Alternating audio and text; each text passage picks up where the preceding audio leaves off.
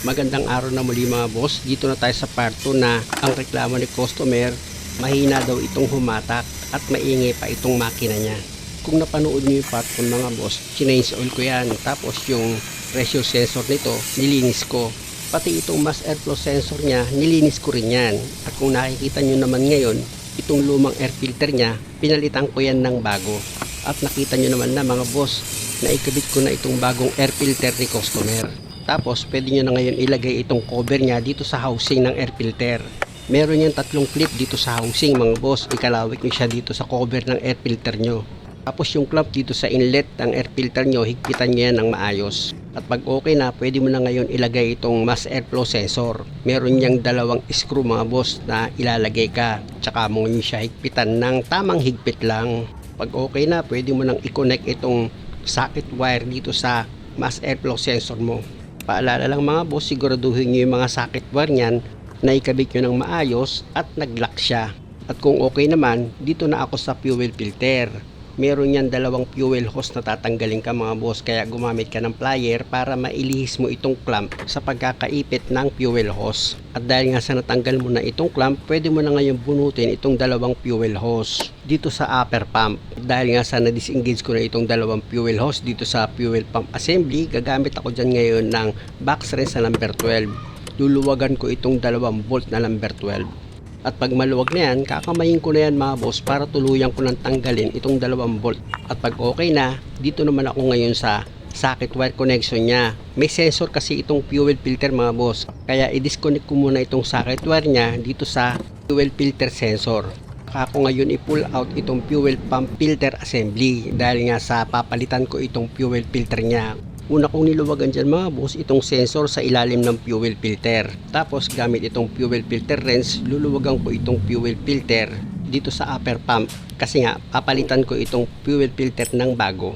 At kung makikita nyo mga boss, dinidisengage ko na itong upper pump niya dito sa fuel filter. Pati itong sensor dito sa ilalim ng fuel filter mga boss, tatanggalin ko rin yan. At ito lang fuel filter ang papalitan ko.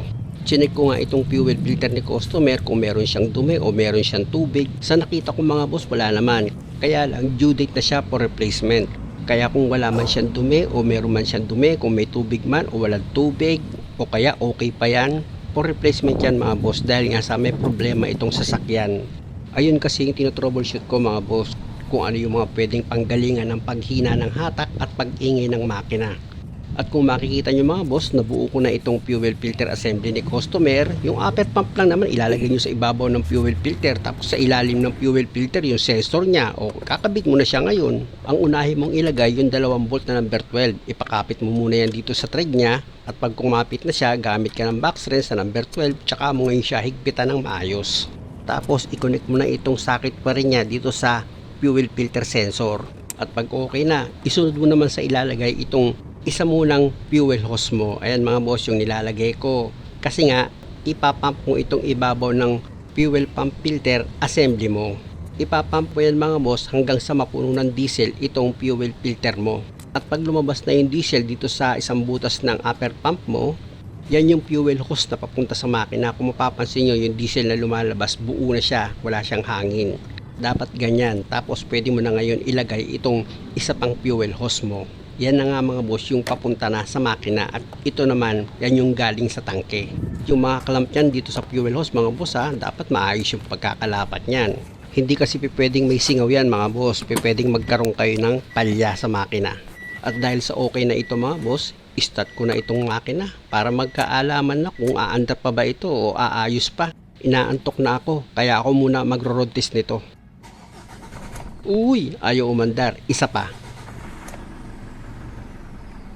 Iyon, mag-check muna ako dito sa fuel filter assembly niya. Masyado kasing mababa yung minor. Pag ganun mga boss, ipump nyo lang dito sa fuel pump filter assembly mo. Ayan mga boss, yung sa ibabaw, bombahin mo lang yan. Pag masyado mababa yung minor, possible may hangin pa yan. O pakinggan nyo mga boss, tumaas na yung minor niya. Pasok muna ako dito sa loob ng sasakyan ng customer. I-rev ko yan para malaman ko kung meron siyang palya.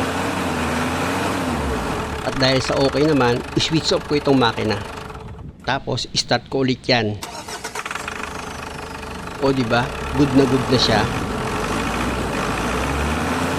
Switch off ko nga ulit kung one click na talaga siya. Tapos start.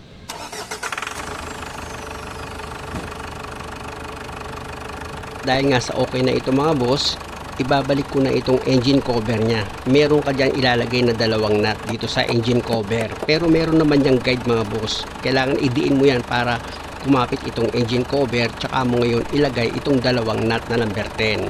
At pag okay na ako dito mga boss, na ikabit ko na yung dalawang nut dito sa engine cover, ako muna yung magro-road test. Hindi ko isasama si customer. At pag naging okay na yung takbo nito at hindi na rin maingay ang makina, tsaka ako ngayon ipapa-road test sa kanya. Mag-isa niya lang, hindi ako sasama. Kasi pag kasama ako, pwede akong maging bias na pwedeng mahiya sa akin si customer at sabihin niyang okay na kahit na hindi naman sa kanya okay. Maganda yung masaya isang sasabihin na okay na yung takbo. Ito na mga boss, i-road test ko. Dito lang ako sa loob ng company. Bilis eh, oh. Oops.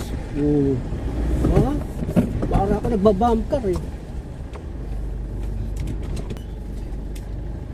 Alam niyo mga boss, kaya hindi ko na in-road test ito sa labas. Dito lang naman malalaman ko na yan kung hahatak siya o hindi eh. Kasi nga ang reklamo ng customer, hirap daw humatak itong sasakyan niya. Eh kung dito sa loob, hinataw ko siya, malakas naman siya humatak. Gaya nga nito mga boss, kung makikita nyo, malakas na humatak itong sasakyan niya. Kaya ang gagawin ko dyan, ipapa-road test ko naman ito kay customer. Pero sa highway ko sa kanya, ipapa-road test sa labas nitong kumpanya. Gaya nga ng sinabi ko, hindi ako sasama. O kita nyo mga boss, ang tulin. Dahil okay na ito sa akin mga boss, si customer naman ang nag-road test. Ayan, sinalubong ko na siya mga boss. Ayan na siya. Ano, kumusta road test? Okay na ba ito? Okay na? Ha? Okay na sir, pakipatingan sir. Okay na. Okay, start. Ang tuloy niyan dito, pinatakbo ko eh. May road test ko eh. Sabi ko, hindi ata nagro-robust yung may-ari nito, kaya ayaw tumakbo ng sasakyan eh.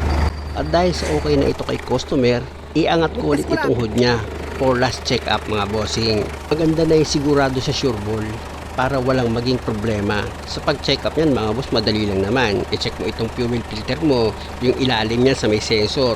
Kapain mo sa ilalim, pati dito sa ibabaw kung meron siyang namamasa na diesel. Tapos yung socket wire ng pressure sensor, check mo rin kung okay ba yung pagkakalapat niya, pati dito sa mass airflow sensor. Ayan mga boss, hinawakan ko kung okay ba. Ganun lang naman ang pag-check up. At dahil sa nag-change oil ako, syempre kasama dyan sa i-check ko itong dipstick, dapat nakalock siya. Tapos yung sa engine cap nyo, dapat mahigpit yun. At kung okay naman lahat ng ginawa mo, pasubscribe naman itong channel ko. Maraming salamat!